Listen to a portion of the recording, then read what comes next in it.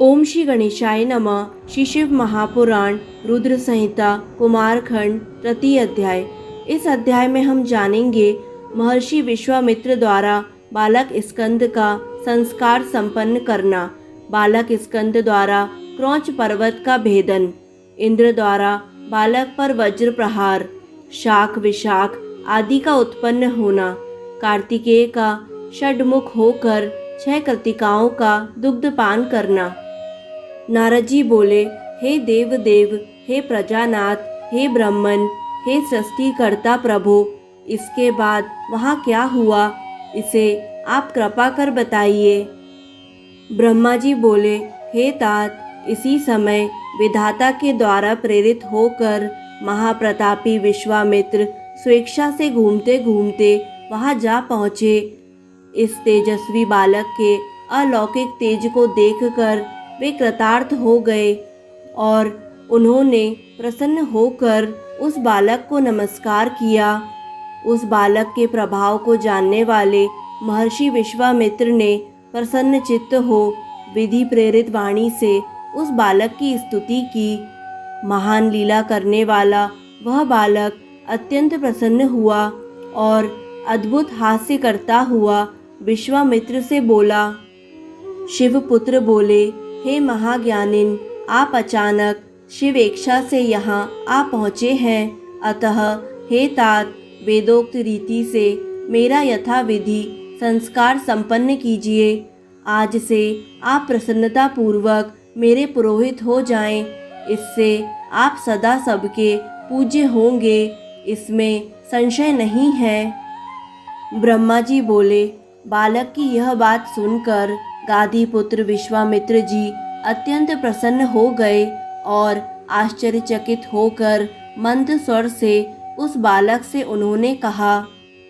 विश्वामित्र बोले, हे तात, सुनो, मैं ब्राह्मण नहीं हूँ, किंतु गादी सुत क्षत्रिय कुमार हूँ।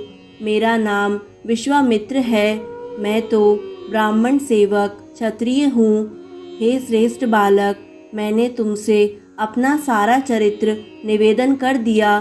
तुम कौन हो, अपना संपूर्ण चरित्र मुझसे कहो, मैं आश्चर्यान्वित हो रहा हूँ। ब्रह्मा जी बोले, विश्वामित्र जी के इस वचन को सुनकर महान लीला करने वाले बालक ने प्रसन्न हो उन गादी पुत्र विश्वामित्र जी से अपना सारा चरित्र कहा। शिवसुत बोले, हे विश्वामित्र जी, आप मेरे वरदान से ब्रह्म महर्षि हैं, इसमें संशय की बात नहीं है। वशिष्ठ आदि ऋषिगण भी आदर पूर्वक आपकी प्रशंसा करेंगे, इस कारण आप मेरी आज्ञा से मेरा संस्कार करें। यह सब रहस्य आपको गुप्त ही रखना चाहिए, कहीं नहीं कहना चाहिए। ब्रह्मा जी बोले, हे देवर्षि, तदंतर विश्वामित्र जी ने परम प्रेम पूर्वक वेदोक्त रीति से भगवान शिव के उस बालक के संपूर्ण संस्कार संपन्न किए। महान लीला करने वाले प्रभु शिवपुत्र ने भी बड़े प्रेम से महर्षि विश्वामित्र जी को दिव्य ज्ञान प्रदान किया। नाना प्रकार की लीला में पारंगत अग्निपुत्र ने विश्वामित्र जी को अपना पुरोहित बना लिया। उसी समय से वे विश्वामित्र द्विज श्रेष्ठ के रूप में प्रतिष्ठित हो गए। हे मुने, उस बालक ने इस प्रकार जो लीला की है वह मैंने आपको बता दी। हे तात, उस बालक की दूसरी लीला मैं बता रहा हूँ, प्रेम पूर्वक सुनो। उसी समय श्वेत ने उस दिव्य तेज संपन्न परम पावन बालक को देखकर अपना पुत्र मान लिया।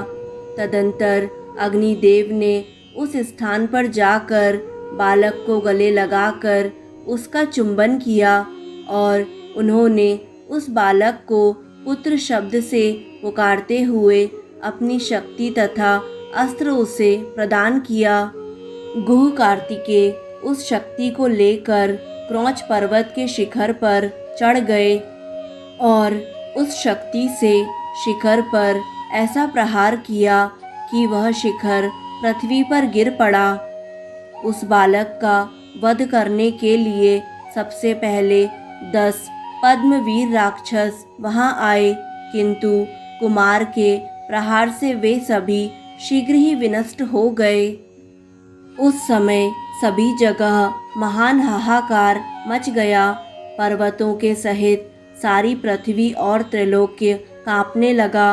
उसी समय देवगणों के साथ देवराज इंद्र वहां आ पहुँचे। इंद्र ने अपने वज्र से कार्तिकेय के दक्षिण पार्श्व में प्रहार किया।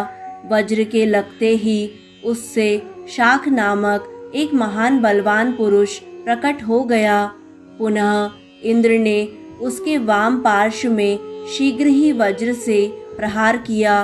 उस वज्र के लगते ही उससे एक और विशाख नामक बलवान पुरुष उत्पन्न हो गया। फिर इंद्र ने वज्र से उसके हृदय में प्रहार किया, जिससे उसी के समान बलवान नैगम नामक एक पुरुष प्रकट हो गया। तब स्कंद, शाक, विशाख तथा नैगम ये चारों महाबल संपन्न महावीर इंद्र को मारने के लिए बड़ी शीघ्रता से दौड़ पड़े। यह देखकर वे इंद्र उनकी शरण में गए। हे मुने, देवगणों के सहित इंद्र उनसे भयभीत हो उठे और वे विस्मित हो उस स्थान से अपने लोक चले गए, किंतु उन्हें भी पराक्रम के रहस्य का ज्ञान नहीं हुआ। हे तात, विविध प्रकार की लीलाओं को करने वाला वह बालक आनंद पूर्वक निर्भय हो वहीं पर स्थित हो गया। उसी समय कृतिका नाम वाली 6 स्त्रियां वहां स्नान के लिए आईं और उन्होंने प्रभावशाली उस बालक को देखा। हे मुने, उन सभी कृतिकाओं ने उस बालक को ग्रहण करना चाहा। उसी समय ग्रहण करने की इच्छा से उनमें परस्पर विवाद होने लगा।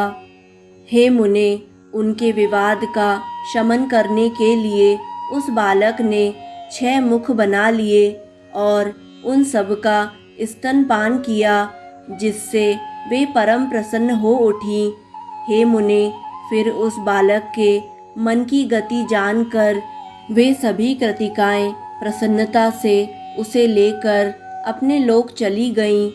उन्होंने सूर्य से भी अधिक तेजस्वी तथा स्तनपान की इच्छा करने वाले उस कुमार नाम वाले बालक शिवपुत्र को अपना दूध पिलाकर बड़ा किया।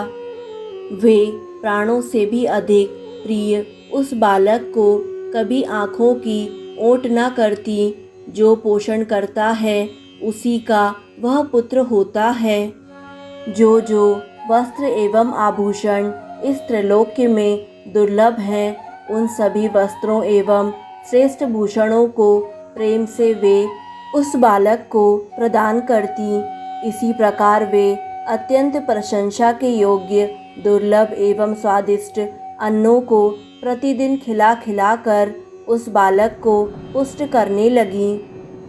हे तात, इसके बाद एक दिन कृतिकाओं के उस पुत्र ने दिव्य देव सभा में जाकर बड़ा सुंदर चरित्र किया और महान लीला करने वाला वह बालक संपूर्ण देवताओं सहित विष्णु को अपना महान अद्भुत ऐश्वर्य दिखाने लगा।